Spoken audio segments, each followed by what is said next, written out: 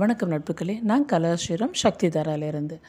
நான் ஒரு விஷயம் படித்தது, எனக்கு ரொம்ப வருஷம் முன்னாடி படித்தது, எனக்கு ஞாபகத்தில் இருக்கிற ஒரு விஷயத்த நான் உங்ககிட்ட பகிர்ந்துக்கிறேன்.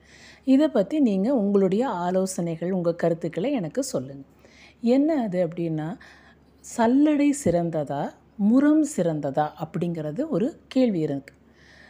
சல்லடை என்ன பண்ணும், முறம் என்ன பண்ணும், ரெண்டுமே நமக்கு ஃபில்டர் பண்ணுதே அப்படின்னு நம்ம நினைக்கலாம். ஆனால் கரெக்டாக பார்த்தோம் அப்படின்னா, சல்லடை என்ன பண்ணிடுது, நல்ல விஷயங்கள், அதாவது அந்த கோதுமை மாவே சலிக்கிறோம் அப்படின்னா, அந்த கோதுமை மாவில் நல்லா சலித்து கீழே நல்லதெல்லாம் கீழே போயிட்டு கப்பி அந்த குப்பைகள் மட்டும் அதில் தேங்கியிருக்கும் சல்லடையில்.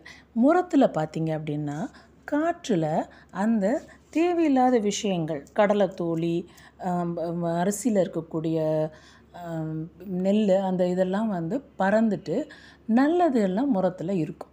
இப்போ எதுக்கு இந்த ஒரு எக்ஸாம்பிளை நான் சொல்லியிருக்கேன்? நாம் சல்லடையாக இருக்கணுமா, முறமாக இருக்கணுமா? ஃபில்ட்ரு பண்ணணும். நம்ம லைஃப்பில் நிறைய விஷயங்கள், மனிதர்கள் எல்லாத்தையும் நம்ம ஃபில்ட்ரு பண்ணி எடுத்துகிட்டு போகணும்.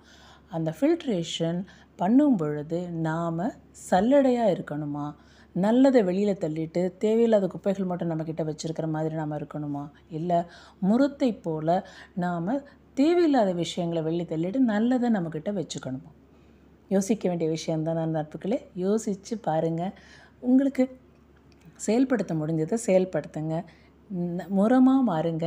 நமக்கு தேவையானது நல்ல விஷயங்களை நம்மளோட வச்சுப்போம். அன்பும் நன்றியும்.